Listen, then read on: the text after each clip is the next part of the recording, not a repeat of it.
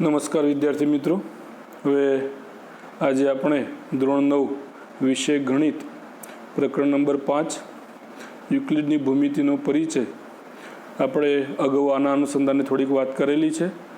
આજે આગળ વધીએ તો ગઈકાલે આપણે 3 પ્રશ્નો જોયા હતા પ્રકરણ 5.1માં. હવે આજે ચોથા પ્રશ્ન તરફ આગળ વધીએ તો ચોથો પ્રશ્ન શું કહે છે મિત્રો કે જો AC બરાબર BC થાય, AC અને BC બંને સરખા થાય તેવું બિંદુ C, આ AC અને આ BC આ બંને સરખા થાય તેવું બિંદુ C એ બિંદુઓ A અને Bની વચ્ચે હોય. આપણે આકૃતિમાં જોઈ શકીએ છીએ A અને Bની વચ્ચે આપણે બિંદુ C છે અને આ AC અને BC બંને સરખા હોય, બરાબર. તો કે સાબિત કરો કે AC બરાબર 1/2 AB, એટલે કે ACની કિંમત બરાબર છે, ACની કિંમત 1/2 AB. 1/2 ABનો અર્થ શું કરીશું મિત્રો? તો કે AB ભાગ્યા 2. AB ભાગ્યા 2 એટલે કે ACની કિંમત કેટલી? કે ACની કિંમત AB કરતાં અડધી થાય, બરાબર છે. તો આપણે આ સાબિત કરવું છે કે ACની જે કિંમત છે, અહીંયા આપણે જોઈશું કે આ ACની જે લંબાઈ છે એ ACની લંબાઈ આખા AB કરતો, બરાબર છે, આખું જે AB આવ્યો એના કરતો અડધી છે. એ આપણે સાબિત કરવું છે, બરાબર. આકૃતિ દોરી સ્પષ્ટ કરો તો આપણે આકૃતિ દોરેલી છે. આગળ વધીએ તો અહીંયા આપણને શું આપ્યું છે? તો શરૂઆત ત્યાંથી કરીએ આપણે કે AC બરાબર BC આપેલા છે, તો AC અને BC આપેલા છે, બરાબર. હવે બંને બાજુ આપણે AC ઉમેરીએ તો બંને બાજુ AC ઉમેરીએ તો સ્વયંસિદ્ધ સત્ય 2ના આધારે, બરાબર છે, સરખામાં આ બંને AC અને BC સરખા છે. સ્વયંસિદ્ધ સત્ય 2 કયું છે? તો કે સરખામાં સરખું ઉમેરીએ, બરાબર, તો કે સરવાળો સરખો રહે. એટલે કે AC અને BC બંને સરખા છે, એમાં સરખી કિંમત આપણે AC ઉમેરીએ છીએ, સરખી કિંમત AC ઉમેરીએ છીએ. તો આ સરવાળો જે છે, આ સરવાળો, એ સરવાળો કેવો થશે? તો કે સરખો થશે, બરાબર છે. તો AC વત્તા AC બંને બાજુ આપણે AC ઉમેર્યું, બરાબર, BC વત્તા AC. AC વત્તા AC એટલે કેટલું થયું? કે 2AC, બરાબર. તો 2AC બરાબર AB. 2ને આપણે સામે લઈ જઈએ અથવા તો બીજી રીતે કહીએ તો બંને બાજુ 1/2 વડે ગુણતા સ્વયંસિદ્ધ સત્ય 4. આપણે ભૂમિતિના સ્વયંસિદ્ધ સત્ય 7ની વાત કરીએ તો સ્વયંસિદ્ધ 7 મુજબ, બરાબર છે, કે સરખાને સરખા વડે ભાગતો, બરાબર છે, સરખાને, બરાબર છે, સરખા વડે ભાગતો અથવા તો બીજી ભાષામાં કહીએ સ્વયંસિદ્ધ 7ના અનુસંધાને તો સરખાને, બરાબર છે, અડધા કરતો, સરખાને અડધા કરતો, બરાબર છે. જવાબ આપણો કેવો રહેશે? તો કે સરખો રહે છે. તો આપણે અડધા કરીએ છીએ એટલે શું કરીએ છીએ? કે 1/2 વડે ગુણીએ છીએ. તો બંને બાજુ 1/2 વડે ગુણીએ આપણે તો આ 2 છેદમાં છે અને આ 2 બંને ઉડી જશે. તો શું આવશે? AC બરાબર 1/2 AB, જે આપણે સાબિત કર્યું હતું કે AC બરાબર 1/2 AB, બરાબર છે. તો આ મિત્રો પ્રશ્ન નંબર 4 થયો. ફરીથી એક નજર કરી લઈશું તો કે AC અને BC આપેલા છે, બંને બાજુ આપણે AC ઉમેરીએ છીએ તો આપણે 2AC બરાબર AB આવે છે. હવે બંને બાજુ આપણે 1/2 વડે ગુણીએ છીએ તો 1/2 વડે ગુણીએ તો આ 2 છે નીકળી જશે, બરાબર છે. 1/2 વડે ગુણીએ તો કે આ 2 આપણા નીકળી જશે. તો કે AC બરાબર 1/2 AB. ખૂબ સરળ છે મિત્રો, બરાબર. તમને પણ ખૂબ સરળતાથી ખ્યાલ આવી ગયો છે. સાથે સાથે આપણે સ્વયંસિદ્ધ સત્ય 2 અને સ્વયંસિદ્ધ સત્ય 7નું પણ પુનરાવર્તન કરી લીધું છે, બરાબર. આગળ વધીએ આપણે 5મા પ્રશ્ન તરફ. તો 5મો પ્રશ્ન શું છે મિત્રો આપણો? કે પ્રશ્ન નંબર 4માં બિંદુ C રેખાખંડ ABનું એક મધ્ય બિંદુ કહેવાય છે, કારણ કે બરાબર મધ્યમાં છે એનાથી રેખાખંડ ABના 2 એક સરખા ભાગ પડે છે. આપણે જો 4 તરફ આકૃતિ 4 તરફ નજર કરીશું, બરાબર, તો કે રેખાખંડ ABના એક સરખા 2 ભાગ પડે છે બિંદુ Cના કારણે. એટલે કે C છે એ રેખાખંડ ABનું મધ્ય બિંદુ કહેવાય. તો આપણે સાબિત કરવાનું છે કે દરેક રેખાખંડને એક અને માત્ર એક જ મધ્ય બિંદુ હોય. આપણો પ્રશ્ન શું છે? તો કે સાબિત કરો કે દરેક રેખાખંડને એક અને માત્ર એક જ મધ્ય બિંદુ હોય. હવે આપણે જે સાબિત કરવું છે કે દરેક રેખાખંડને એક જ મધ્ય બિંદુ હોય એ આપણે થોડુંક અલગ રીતે સાબિત કરીએ. અલગ રીતે એટલે કેવી રીતે? તો આપણે જે સાબિત કરવું છે એના કરતાં ઉલટું ધારી લઈએ, બરાબર. સાબિત શું કરવું છે કે દરેક રેખાખંડને એક જ મધ્યબિંદુ હોય. આપણે એવું ધારીએ કે એક કરતાં વધારે, એટલે કે ધારો કે બે મધ્યબિંદુ છે, બરાબર. તો આપણે એવું માની લઈએ છીએ કે ધારો કે રેખાખંડ AB ને બે મધ્યબિંદુ C અને D, બરાબર. તો કે C અને D એમ બે મધ્યબિંદુઓ છે. આપણે આકૃતિમાં જોઈ શકીએ છીએ કે આ C અને D આપણે દર્શાવે છે. તો કે આ બંને શું છે? તો કે આ બંને રેખાખંડ ABના મધ્યબિંદુ છે. આવું આપણે ધારીએ છીએ, બરાબર. તો જો C મધ્યબિંદુ હોય તો શું થશે? તો કે AC બરાબર 1/2 AB, પ્રશ્ન નંબર 4 મુજબ, બરાબર. પ્રશ્ન 4માં આપણે સાબિત કર્યું છે. એ જ રીતે D મધ્યબિંદુ હોય તો શું થાય? તો કે AD બરાબર 1/2 AB. તો આ 1 અને 2 આવે. હવે સમીકરણ 2માંથી સમીકરણ 1 બાદ કરીએ. સમીકરણ 2માંથી સમીકરણ 1 બાદ કરીએ તો કે AD minus AC, AD minus AC બરાબર શું થશે? તો AD બરાબર કેટલા? તો કે AD બરાબર 1/2 AB અને AC બરાબર, તો કે AC બરાબર પણ 1/2 AB. તો 1/2 AB માઇનસ 1/2 AB, બરાબર. બંને સરખા છે એટલે શું આવશે જવાબ? તો કે બંને ઉડી ગયા. જવાબ શું આવે આપણો? 0. તો કે AD માઇનસ AC બરાબર 0. તો AD બરાબર કેટલા થશે આપણી પાસે? AC. તો AD બરાબર AC થયા. AD અને AC બંને કેવા થયા?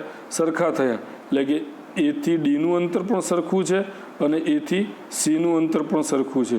એટલે આપણે શું લખ્યું? તો કે માટે D અને C બંને અલગ અલગ બિંદુ નથી, પણ D અને C બંને એક જ બિંદુ છે. અહીંયા આગળ એવું ના માની લેતા કે એ આપણે એ કાઢી નાખ્યો છે, કે બંને બાજુથી એ ઉડાડ્યા છે, બરાબર છે. આ AD છે, એ AD એ રેખાખંડ ADનું માપ છે. AD એ રેખાખંડ ADનું માપ છે અને અહીંયા આગળ AC લખેલું છે એ રેખાખંડ ACનું માપ છે. એ પછી 2 એકમ હોય કે 4 એકમ હોય, ગમે તે હોય, પણ કે રેખાખંડ ACનું માપ છે. બંને માપ સરખા છે, બરાબર. એટલે આપણે અહીં લખ્યું કે બિંદુ D બરાબર C. એનો અર્થ આપણે એવો સમજવાનો છે કે D અને C બંને એક જ બિંદુ છે. એ બંને ભિન્ન બિંદુઓ નથી. અને ભિન્ન બિંદુઓ નથી તો આપણે જે ધારણા કરી હતી, શું ધારણા કરી હતી? કે રેખાખંડ ABને C અને D એમ બે મધ્ય બિંદુઓ છે. તો કે આપણી ધારણા ખોટી છે. મધ્યબિંદુ બે હોઈ શકે નહીં. મધ્યબિંદુ કયું મળે છે આપણને? તો કે D અને C બંને એક જ મળે છે. તો કે આમાં આપણી ધારણા ખોટી છે. આપેલ રેખાખંડને એક અને માત્ર એક જ મધ્યબિંદુ છે, બરાબર. આગળ વધીએ મિત્રો પ્રશ્ન નંબર 6 તરફ. તો શું કહે છે જોઈએ. પ્રશ્ન નંબર 6, આપેલ આકૃતિમાં જો AC બરાબર BD હોય તો સાબિત કરો AC અને BD, બરાબર છે. આ આપણો AC છે, આ AC, બરાબર, અને આ જે છે આપણો BD છે. તો કે AC અને BD બંને સરખા છે. તો સાબિત કરો કે AB બરાબર CD. AB અને CD પણ કેવા છે? સરખા છે. તો આપણને જે આપ્યું છે ત્યાંથી આપણે શરૂઆત કરીએ. તો કે AC બરાબર BD આપણને આપેલા છે, બરાબર. તો કે AC બરાબર BD આપેલ છે. હવે આકૃતિ પરથી જોઈએ આપણે તો AC બરાબર, તો AC બરાબર શું થશે? તો B બિંદુ A અને C ની વચ્ચે આવેલું છે. તો આપણે લખી શકીએ કે AC બરાબર A થી B સુધીનું અંતર અને B થી C સુધીનું અંતર, એટલે કે AC બરાબર AB વત્તા BC. અને એ જ રીતે BD બરાબર, તો કે BD બરાબર શું થશે? તો કે આખું આ BD બરાબર શું થશે? તો કે B થી C સુધીનું અંતર અને C થી D સુધીનું અંતર, એટલે કે BD બરાબર BC વત્તા CD. એટલે અહીંયા આગળ આપણે લખીએ છીએ BD બરાબર BC વત્તા CD, બરાબર. તો અહીં AC અને BD કેવા આપેલા છે? તો કે AC અને BD તો સરખા છે. તો AC ની કિંમત મૂકી દઈએ. તો AC ની કિંમત શું છે આપણી પાસે? તો AC ની કિંમત અહીંયા આગળ આપણી પાસે આવે છે AB વત્તા BC. તો AC ની કિંમત આપણે મૂકી AB વત્તા BC. એ જ રીતે BD ની કિંમત આપણે શું આગળ સાબિત કર્યું? તો કે BD બરાબર શું સાબિત કર્યું? કે BC વત્તા CD. તો BD ની કિંમત આપણે મૂકી દઈએ BC વત્તા CD, બરાબર. તો AC બરાબર BD. તો AC ની કિંમત મૂકી આપણે અને અહીંયા આગળ BD ની કિંમત મૂકી. હવે બંને બાજુ BC સરખું બાદ કરતો, સરખામાંથી સરખું બાદ કરતો, બરાબર છે. તો શું આવશે? તો કે જવાબ એ સરખો રહે, બરાબર, એક જ આવે, એમાં કોઈ ફેર પડે નહીં. તો બંનેમાંથી BC બાદ કરીએ તો આ BC બંને બાજુથી અહીંથી પણ BC બાદ કરે છે અને અહીંથી પણ BC બાદ કરે છે. એટલે આપણે આ BC બાદ કરી દીધા બંને બાજુથી, બરાબર છે. તો બંને બાજુથી BC બાદ કરતા આ BC અને આ BC નીકળી ગયા. અહીંથી પણ આ BC અને આ BC નીકળી ગયા. તો આપણી પાસે શું આવશે? તો કે AB વધ્યું અહીંયા આગળ, અને અહીંયા આગળ શું વધ્યું? કે CD. તો કે AB બરાબર CD, બરાબર. AB બરાબર CD જે આપણે સાબિત કરવાનું હતું. શું સાબિત કરવાનું હતું? કે AB બરાબર CD છે એવું આપણે સાબિત કરવું. તો કે આપણે સાબિત કર્યું, બરાબર છે. આગળ વધીએ મિત્રો, બરાબર. તો 7મો પ્રશ્ન, યુક્લિડના સ્વયંસિદ્ધ સત્યોની યાદીમાં આપેલ સ્વયંસિદ્ધ સત્ય 5 એક સનાતન સત્ય કેમ માનવામાં આવે છે? યાદ રાખો કે આ પ્રશ્ન 5મી પૂર્વધારણા સાથે સંબંધિત છે, બરાબર. તો યુક્લિડનું 5મું સ્વયંસિદ્ધ સત્ય, બરાબર છે, એ સનાતન સત્ય કેમ માનવામાં આવે છે? તો 5મું સનાતન સત્ય કયું છે? સ્વયંસિદ્ધ સત્ય. તો કે 5મું સ્વયંસિદ્ધ સત્ય શું છે? તો કે આખું તેના ભાગ કરતો મોટું હોય છે. આખું તેના ભાગ કરતો મોટું હોય છે. આપણે અગાઉ આની વાત કરેલી છે અને એ વખતે જો યાદ હોય તો આપણે ચોકલેટની વાત કરી હતી, બરાબર છે. અહીં આગળ મેં 2 આકૃતિઓ લીધી છે, બરાબર. તમે જોઈ શકો છો આ આખી એક આકૃતિ છે, બરાબર. આપણી પાસે એક આ લંબચોરસ છે, બરાબર. હવે આખો લંબચોરસ છે, એનો એક આ ભાગ લઈ લઉં, એનો એક ભાગ હું બાજુ પર લઈ લઉં છું, બરાબર. તો આપણે સ્પષ્ટપણે જોઈ શકીએ છીએ કે આખું જે છે એ આખો લંબચોરસ છે એ એના ભાગ કરતાં આપણને સ્પષ્ટપણે મોટું દેખાઈ રહ્યું છે. એ જ રીતે અહીંયા આગળ મેં એક વર્તુળ લીધું છે, વર્તુળમાં 4 ભાગ પાડ્યા છે. આ વર્તુળમાં 4 ભાગ પાડ્યા છે, બરાબર છે. તો આ વર્તુળના 4 ભાગ, ધારો કે હું આ ભાગની વાત કરતો હોઉં તો આ જે ભાગ છે એ આખા વર્તુળમાં, બરાબર છે, આખું વર્તુળ જે છે એટલે કે આખું વર્તુળ એ એના ભાગ કરતો હંમેશા કેવું હોય તો કે મોટું હોય. એટલે શું કહી શકીએ આપણે કે આ વિધાન કોઈ પણ બાબત માટે, આપણે ચોકલેટની વાત કરતા હોઈએ કે પછી આવી કોઈ આકૃતિની વાત કરતા હોય, લંબચોરસની વાત કરીએ કે ચોરસની વાત કરીએ, બરાબર છે, કે પછી ગોળાકારની વાત કરીએ, તો આ વિધાન કોઈ પણ બાબત માટે સત્ય છે અને માટે તેને સનાતન સત્ય માનવામાં આવે છે, બરાબર. તો મિત્રો અહીં આગળ આપણું આ પ્રકરણ 5.1 પૂર્ણ થાય છે. આપણે આગળ વધીએ. યુક્લિડની 5મી પૂર્વધારણાને સમકક્ષ વિધાનો. યુક્લિડની જે 5મી પૂર્વધારણા છે, બરાબર છે, એને સમકક્ષ વિધાનો કયા છે તો જોઈએ આપણે તો કે ગણિતના ઇતિહાસમાં યુક્લિડની 5મી પૂર્વધારણા ખૂબ નોંધપાત્ર છે. કેવી રીતે? તો કે આ પૂર્વધારણાના પરિણામ સ્વરૂપ જો 2 રેખાઓને છેદતી રેખાને એક તરફના બંને અંતઃકોણનો સરવાળો 180 થાય તો તે બંને રેખાઓ ક્યારેય છેદી શકે નહીં. અંતઃકોણનો સરવાળો એટલે કે આપણે આ જે 2 રેખાઓ છે, આ 2 રેખાઓના એક તરફના અંતઃકોણ એટલે કે આ બંને અંતઃકોણો લઈએ તો એ બંનેનો સરવાળો કેવો છે કે 90 + 90 કેટલું થાય છે? 180. તો કે આ બંને રેખાઓ ક્યારેય છેદી શકશે નહીં, બરાબર છે. કે યુક્લિડની આ પૂર્વધારણાને સમકક્ષ અનેક વિધાનો છે. અનેક વિધાનો છે એમાંથી ખાસ જે મહત્વનું છે એ પ્લેફેરની પૂર્વધારણા છે. આ વિધાનની આપણે આના પછી પણ ચર્ચા કરીશું, એટલે અહીંયા આગળ હું બહુ ડિટેલમાં નથી જતું કારણ કે આના પછી આપણે એની ચર્ચા કરવાની છે, બરાબર. એટલે અહીંયા આગળ હું બહુ ઊંડાણપૂર્વક વાત નથી કરતો, પણ આપણે પ્લેફેરની પૂર્વધારણા પહેલાં જોઈએ. તો પ્લેફેરની પૂર્વધારણા શું છે મિત્રો? તો કે પ્લેફેરની પૂર્વધારણા, બરાબર, કે દરેક રેખા એલ અને તેના પર ન હોય, આ દરેક રેખા આપણી એલ, હું જે બોલું છું તે સાથે સાથે આપણે આકૃતિ પર નજર કરતા જઈશું, બરાબર. કારણ કે ભૂમિતિ છે એ ભૂમિતિ આકૃતિ વગર આપણા મગજમાં નહીં ઉતરે, બરાબર. અને એની જે વાતો છે, બરાબર, એ સમજવા માટે આકૃતિને સતત આપણી સાથે રાખવી ખૂબ જરૂરી છે, બરાબર. એટલે આપણે સતત આકૃતિ પર નજર કરતા જઈશું કે આ રેખા એલ છે તો રેખા એલ ક્યાં છે કે રેખા એલ આપણી આ રહી. તો દરેક રેખા એલ તેના પર ન હોય તેવા પ્રત્યેક બિંદુ પી માટે, કે આ રેખા એલ ઉપર નથી એવું કોઈક બિંદુ આપણે પી લીધું, છે, બરાબર છે. માટે એક અનન્ય રેખા એમ એવી હોય છે જે પીમાંથી પસાર થાય છે. એટલે કે આ પીમાંથી પસાર થાય આપણને કેટલી રેખાઓ મળે? તો એક જ બિંદુમાંથી પસાર થતી આપણે અગાઉ વાત કરી કે એક જ બિંદુમાંથી પસાર થતી તો અસંખ્ય રેખાઓ દોરી શકાય. આપણે અહીંયા આગળ દોરી છે, જુઓ, એક આ રેખા છે, એક આ રેખા છે, એક આ રેખા છે, આવી બીજી તો આપણે ઘણી બધી દોરી શકીએ, બરાબર છે. આવી અહીંયા આગળ તો ઘણી બધી રેખાઓ દોરી શકીએ. તો કે અસંખ્ય રેખાઓ પસાર થાય, પણ આ બધી જ રેખાઓમાંથી, બરાબર છે, એક રેખા આપણને એવી મળે, એક રેખા એમ એવી મળે. કેવી મળે? કે જે એલને સમાંતર હોય. કેવી હોય? એલ રેખાને સમાંતર હોય. તો કે આવી રેખા અનન્ય હોય, પાછી આવી બીજી કોઈ રેખા આપણને મળે નહીં. એક અને માત્ર એક રેખા આવી લઈએ એવી મળે આપણને કે જે રેખા એલને સમાંતર થાય. પરંતુ આપણે બરાબર છે અહીંયા આગળ વાત કરી છે, બરાબર એ જ મુદ્દાને આપણે અહીં લખ્યું છે. જુઓ શું લખ્યું છે તો કે પરંતુ પીમાંથી પસાર થતી બધી રેખાઓમાંથી માત્ર એમ જ એલની સમાંતર છે. ઘણી બધી રેખાઓ દોરી શકીએ આપણે, પણ આ બધી રેખાઓમાંથી કઈ રેખા સમાંતર છે તો કે માત્ર એમ જ સમાંતર છે. બરાબર, આ પરિણામ નીચે પ્રમાણે પણ રજૂ કરી શકાય છે. કેવી રીતે રજૂ થાય તો કે બે છેદથી ભિન્ન રેખાઓ એક જ રેખાને સમાંતર ન હોઈ શકે.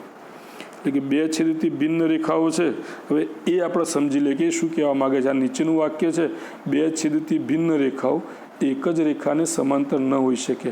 હવે ધારો કે આપણે આ 1, આ 2 અને 3 આમાંથી ગમે તે બે રેખાઓ લઈએ તો આપણે આ અને આ બે રેખાઓ લઈએ છીએ. આ બંને રેખાઓ કેવી છે તો કે બંને રેખાઓ બરાબર છે એકબીજાને છેદે છે. કઈ જગ્યાએ છેદે છે કે પી બિંદુમાં. આ બંને કઈ જગ્યાએ છેદે છે એકબીજાને તો કે પી બિંદુમાં છેદે છે. હવે આ બે રેખા એકબીજાને છેદે છે, ભિન્ન રેખાઓ બરાબર છે. એ કોઈ પણ એક રેખાને સમાંતર ના હોઈ શકે. એટલે ધારો કે હું આ રેખાની વાત કરું, રેખા એમ આપણે નામ આપેલું છે, તો રેખા એમની વાત કરું બરાબર, તો રેખા એમ કોને સમાંતર છે? એલને સમાંતર છે. તો પછી આ જે રેખા આપણી આવી બીજી રેખા એ એલને સમાંતર થાય તો કે નથી થતી. બરાબર, બહુ સ્પષ્ટપણે દેખાય છે કે આ બીજી રેખા જે છે આપણી બરાબર એ એલને સમાંતર થતી નથી. હવે આ રેખાને હું સમાંતર કોઈક રેખા દોરું તો આ રેખાને સમાંતર ઘણી બધી રેખા દોરી શકું. બરાબર, અહીં દોરી શકું, અહીંથી આમ દોરી શકું, બરાબર, ત્રીજી આટલી દોરી શકું, આ રીતે આમ ચોથી આટલી દોરી શકું. તો આ દિશામાં બધી જ રેખાઓ હું દોરું સમાંતર. કોને? આ રેખાને સમાંતર. બરાબર છે. હું ગમે તેટલી રેખાઓ દોરું અહીંયા આગળ અથવા તો ઉપરની તરફ ગમે તેટલી રેખાઓ દોરું, પણ એ કોઈ પણ રેખા આ રેખા એમને સમાંતર થશે નહીં. એ આપણે ખૂબ સરળતાથી સમજી શકીએ છીએ. બરાબર છે. આગળ વધીએ મિત્રો. બરાબર, તો અયુક્લિડીય ભૂમિતિ. હવે અયુક્લિડીય ભૂમિતિ શું છે? હવે આપણે તો આજે પ્રકરણની વાત કરીએ છીએ તો યુક્લિડની ભૂમિતિનો પરિચય એની વાત કરીએ છીએ. હવે આ પાછું અયુક્લિડીય ભૂમિતિ શું આવ્યું તો કે આપણે જાણીએ છીએ કે યુક્લિડ તેના પ્રથમ 28 પ્રમેય સાબિત કરવા 5મી પૂર્વધારણાનો ઉપયોગ કરેલ નથી. અનેક ગણિતશાસ્ત્રી અને યુક્લિડને પણ હવે ખબર હતી કે 5મી પૂર્વધારણા હકીકતમાં એક પ્રમેય છે અને પ્રયત્નો ઘણા બધા કર્યા બરાબર, પણ એ 5મી જે પૂર્વધારણા હતી બરાબર એને સાબિત કરી શક્યો નહીં. એટલે એના પછી ખ્યાલ આવ્યો કે ભાઈ આ 5મી પૂર્વધારણા છે હકીકતમાં શું છે કે એક પ્રમેય છે. યુક્લિડની 5મી પૂર્વધારણાને પ્રમેયના રૂપમાં સાબિત કરવામાં પણ અસફળ રહ્યા હતા. હવે આ પ્રયત્નોને કારણે એક અલગ ભૂમિતિનો ઉદય થયો. હવે આ બધી જે મહેનત કરી તો એ મહેનતનું પરિણામ સ્વરૂપ એ થયું કે એના કારણે એક નવી જ ભૂમિતિ વિશ્વમાં આવી જેને અયુક્લિડીય ભૂમિતિ કહે છે. અને એમાંની ખાસ એક અગત્યની જે વાત છે એ ગોલીય ભૂમિતિની વાત છે. બરાબર છે. ગોલીય ભૂમિતિમાં આપણે બાજુની આકૃતિમાં જોઈ શકીએ છીએ કે ગોલીય ભૂમિતિમાં રેખાઓ સીધી નથી હોતી. બરાબર છે. વક્રાકાર સ્વરૂપે હોય છે. બરાબર છે. અને એ કેવી હોય છે કે એક બહુ મોટા વર્તુળનો દીર્ઘ વર્તુળનો ભાગ હોય છે. તો કે આમ યુક્લિડીય ભૂમિતિ એ વક્ર સપાટી જે છે એ વક્ર સપાટીના સંદર્ભની વાત કરીએ છીએ. યુક્લિડીય ભૂમિતિ આ ગોલીય ભૂમિતિ બરાબર છે. તો આ ગોલીય ભૂમિતિ છે વક્ર સપાટીની વાત કરે છે. એ વક્ર સપાટીમાં શું વાત છે કે યુક્લિડીય ભૂમિતિ વક્ર સપાટીમાં નિષ્ફળ રહે છે. યુક્લિડીય ભૂમિતિ વક્ર સપાટીમાં નિષ્ફળ રહે છે. નિષ્ફળ રહે છે કેવી રીતે નિષ્ફળ રહે છે એ થોડુંક સમજી લઈએ. તો અહીંયા આગળ આપણે જોઈશું બરાબર છે. તો આપણી એક આ સીધી રેખા છે એ બી રેખા એ બી, તો આ એને છેદતી બે રેખાઓ, એક આપણી રેખા AN અને આ રેખા BN બરાબર છે.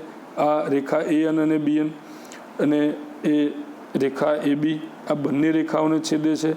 એના એક તરફના અંતઃકોણ, આ અંતઃકોણ તમે જુઓ તો અને આ અંતઃકોણ જુઓ તો બરાબર છે. આ બંને અંતઃકોણ કેવા છે કે કાટખૂણા. બંનેનો સરવાળો કેટલો થાય કે 180. આ બંનેનો સરવાળો 180 થાય બરાબર છે. તો આ બંને રેખાઓ કેવી હોવી જોઈએ તો એકબીજાને સમાંતર. એકબીજાને સમાંતર હોય તો એ ક્યારેય એકબીજાને છેદે નહીં. પણ અહીંયા આગળ આપણે જોઈએ છે કે આ રેખા જે છે AN એ રેખા AN અને રેખા BN આ બંને N બિંદુમાં એકબીજાને છેદે છે. બંને કઈ જગ્યાએ છેદે છે? N બિંદુમાં. ખરેખર તો આ બંને વચ્ચેનો ખૂણો જે છે એક તરફના અંતઃકોણનો સરવાળો બે કાટખૂણાના સરવાળા એટલે કે 180 બરાબર થવો જોઈએ, અને 180 બરાબર થતો હોય તો બંને રેખાઓ એકબીજાને સમાંતર હોય અને એકબીજાને છેદે નહીં. પણ અહીં તમે જોશો તો અહીં આ બંને રેખાઓ જે છે એ બંને રેખાઓના એક તરફના અંતઃકોણનો સરવાળો 180 થાય છે, અને તેમ છતાંય બંને રેખાઓ અહીં આગળ એકબીજાને છેદે છે. એટલે આપણે ખૂબ સરળતાથી કહી શકીએ કે આ જે યુક્લિડિયન ભૂમિતિની જે આપણે વાત કરી એ યુક્લિડિયન ભૂમિતિ આ ગોલીય ભૂમિતિમાં એટલે કે વક્ર સપાટીમાં શું છે કે નિષ્ફળ રહે છે. વક્ર સપાટીમાં કેવી રહે છે? નિષ્ફળ રહે છે. આના સંદર્ભે બીજી પણ વાત આપણે કરી શકીએ મિત્રો. કેવી વાત? તો કે આપણે જાણીએ છીએ કે ત્રિકોણના ત્રણેય ખૂણાનો સરવાળો 180 અંશ થાય છે. બરાબર છે? તો આપણને બધાને ખબર છે કે ત્રિકોણના ત્રણેય ખૂણાનો સરવાળો 180 અંશ થાય છે. હવે તમે અહીં જોશો તો આપણો આ ત્રિકોણ છે N, A અને B. તો આ જે ત્રિકોણ આવ્યો આ ત્રિકોણનો સરવાળો પણ 180 અંશ થવો જોઈએ, પણ એ ત્રિકોણનો સરવાળો 180 અંશ કરતો વધારે થાય છે. કેવી રીતે? તો એ ખૂણાનું માપ કેટલું છે કે 90. આપણે કાટખૂણાનું ચિહ્ન બતાવેલું છે, એટલે કે આ ખૂણાનું માપ કેટલું છે કે 90. આનું માપ પણ કેટલું છે? 90. તો ખૂણા A અને ખૂણા Bનો સરવાળો જ 180 થાય છે. એમાં પાછો આ ખૂણાનું માપ ઉમેરો તો આ ત્રિકોણનો જે ત્રણેય ખૂણાનો સરવાળો છે એ આ ત્રિકોણના ત્રણેય ખૂણાનો સરવાળો કેટલો થશે કે 180 કરતો વધી જશે. બરાબર છે? આ ત્રિકોણના ત્રણેય ખૂણાનો સરવાળો 180 કરતો વધી જશે. એટલે કે આપણી આ જે યુક્લિડિયન ભૂમિતિ છે એ યુક્લિડિયન ભૂમિતિ છે એ શેના માટે છે? તો કે યુક્લિડિયન ભૂમિતિ માત્ર ને માત્ર સમતલ સપાટી માટે ચાલે છે. યુક્લિડિયન ભૂમિતિ જેની આપણે જે વાત કરીએ છીએ યુક્લિડિયન ભૂમિતિ, તો યુક્લિડિયન ભૂમિતિ માત્ર સમતલ સપાટી માટે ચાલે છે. વક્ર સપાટીની જ્યારે આપણે વાત કરતા હોઈએ, બરાબર છે, ત્યારે વક્ર સપાટીમાં આ જે યુક્લિડિયન ભૂમિતિ છે એ નિષ્ફળ છે. બરાબર? અને એટલા માટે જ આપણે કહીએ છીએ કે યુક્લિડની ભૂમિતિ માત્ર એક જ સમતલમાં બનતી આકૃતિઓ માટે માન્ય છે. બરાબર છે? આ જે ગોલીય ભૂમિતિ છે, બરાબર છે, આ ગોલીય ભૂમિતિ જે વાત છે કે વક્ર સપાટીની વાત કરતા હોઈએ ત્યારે યુક્લિડ ભૂમિતિ નિષ્ફળ જાય છે. અને એટલા માટે આ જે આપણો મુદ્દો લીધો એ મુદ્દાનું મુખ્ય નામ હેડિંગ શું છે? તો અયુક્લિડિયન ભૂમિતિ. બરાબર? અને એની આ થોડીક વાત કરીએ આપણે. આગળ વધીએ મિત્રો. તો સ્વાધ્યાય 5.2. હવે પહેલો પ્રશ્ન એનો, તમે યુક્લિડની પાંચમી પૂર્વધારણાને સરળતાથી સમજી શકાય તેમ કેવી રીતે લખી શકશો? બરાબર? આપણો પ્રશ્ન છે કે યુક્લિડની પાંચમી પૂર્વધારણા છે એને સરળતાથી સમજી શકાય તેમ કેવી રીતે લખી શકશો? તો સૌથી પહેલાં પાંચમી પૂર્વધારણા શું છે એ આપણે ફરીથી જરા યાદ કરી લઈએ. તો પાંચમી પૂર્વધારણા શું કહે છે આપણને? તો કે જો બે રેખાઓને કોઈ ત્રીજી રેખા છેદે અને આ રેખાની એક જ બાજુ તરફના બે અંતઃકોણનો સરવાળો બે કાટખૂણાના સરવાળા કરતાં ઓછો હોય તો પ્રથમ બે રેખાઓને આ ખૂણાઓ તરફ અનંત અંતર સુધી લંબાવતો તેઓ એકબીજાને છેદે છે. બરાબર છે? અહીં આગળ આપણે આકૃતિમાં જોઈએ તો આ બે રેખાઓ છે આપણી. આ બે રેખાઓને, બરાબર છે, કોઈક ત્રીજી રેખા ટી આ બંને રેખાઓને છેદે છે, અને એ બંને રેખાઓના એક તરફના અંતઃકોણ એટલે કે ખૂણો A અને ખૂણો B આ બંનેનું માપ, બરાબર છે, બે કાટખૂણાના સરવાળા કરતો ઓછું થાય. બે કાટખૂણાના સરવાળા એટલે કે 180, 90 + 90. બરાબર છે? એટલે કે 180 કરતો ઓછું હોય તો કે આ બંને રેખાઓને, બરાબર છે, આ દિશામાં અનંત સુધી લંબાવીએ તો કે આ બંને રેખાઓ એકબીજાને છેદે છે. બરાબર છે? આ આપણી પૂર્વધારણા 5 છે.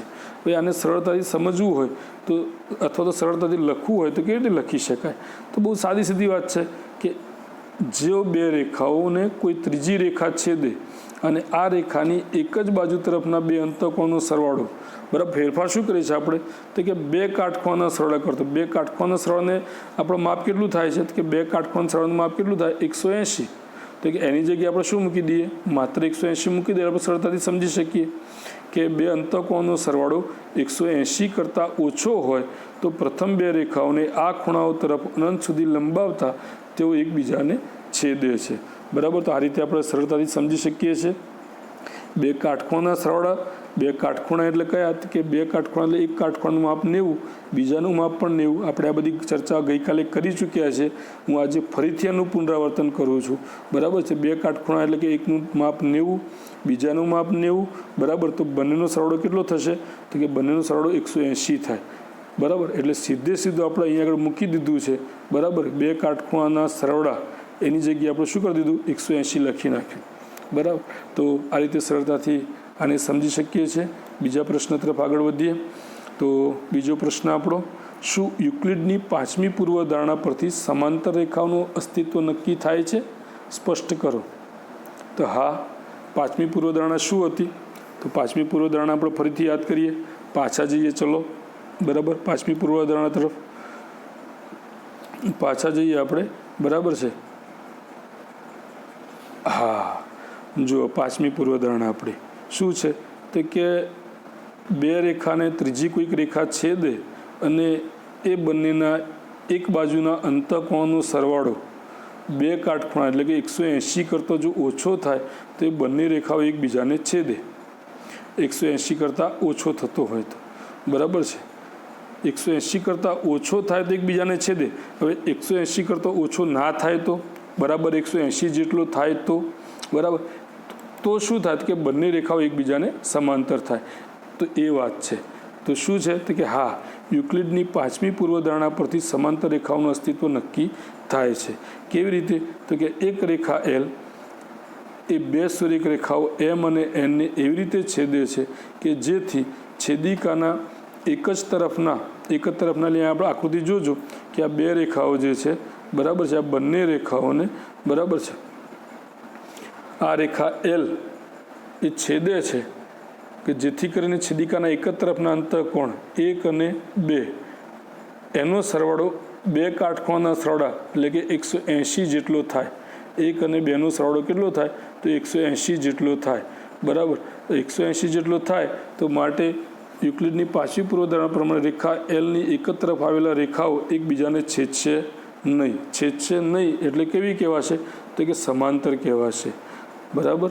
આગળ વધીએ તો બીજી તરફના ખૂણાઓ જોઈએ તો કે આ રચ ઉપરાંત છેદિકા Lની બીજી તરફ આવેલા 3 અને 4 બીજી તરફ આવેલા ખૂણાઓ એટલે કયા તો કે 3 અને 4. બરાબર. તો એમના અંતઃકોણનો સરવાળો બે કાટકોણના સરવાળા એટલે કે 180 જેટલો થાય. બરાબર. તેથી તે રેખાઓ બીજી તરફ પણ એકબીજાને છેદશે નહીં. હવે આ તરફ પણ નથી છેદતી અને આ તરફ પણ નથી છેદતી. કેમ કે 180 જેટલો થાય છે. 180 કરતાં ઓછો થાય તો છેદે. આપણે 5મી પૂર્વધારણા શું કહે છે કે એક તરફના અંતઃકોણનો સરવાળો 180 કરતાં ઓછો થાય તો બંને રેખાઓ છેદે. પણ એક તરફનો સરવાળો 180 કરતાં ઓછો નથી થતો, 180 થાય છે એટલે એક તરફ પણ નહીં છેદે. બીજી તરફ પણ 180 કરતાં ઓછો નથી થતો. કેટલો થાય છે કે 180. બરાબર. એટલે કે બીજી તરફ પણ નથી છેદતું. એટલે કે બંને દિશામાં, આ દિશામાં પણ નથી છેદતું અને આ દિશામાં પણ નથી છેદતું. અને માટે આ બંને રેખાઓ કેવી થશે કે એકબીજાને સમાંતર છે એવું આપણે કહી શકીએ. તો મિત્રો, આ યુક્લિડની 5મી પૂર્વધારણા પરથી સમાંતર રેખાઓ કોને કહેવાય એ આપણે સરળતાથી સમજી શકીએ છીએ અને સમાંતર રેખાનું અસ્તિત્વ છે, બરાબર, એ પણ આપણે સરળતાથી કહી શકીએ છીએ. તો આ સાથે આ પ્રકરણ અહીંયા આગળ પૂરું થાય છે. આ પ્રકરણની જે શરૂઆતની બાબતો છે એ અહીં વિડીયોમાં તો મેં મૂકેલી જ છે, પણ તેમ છતાંય આપણે ઘરે 2-3 વખત વાંચી જવાની છે. સાથે આની નોટ્સ પણ તમારે બનાવવાની છે. નોટ્સમાં તમામ મુદ્દા તમારે નોંધવાના છે. અહીં જે મેં બતાવેલા છે આ તમામ મુદ્દા નોંધવાના છે. અને આગામી જે પરીક્ષા છે એ પરીક્ષામાં પણ આ મુદ્દાઓ પૂછાશે. એટલે ખાસ ધ્યાન રાખજો મિત્રો. અને આટલી વાત કરી અને આપણે આ પ્રકરણ અહીં આગળ પૂરું કરીએ છીએ. Thank you friends.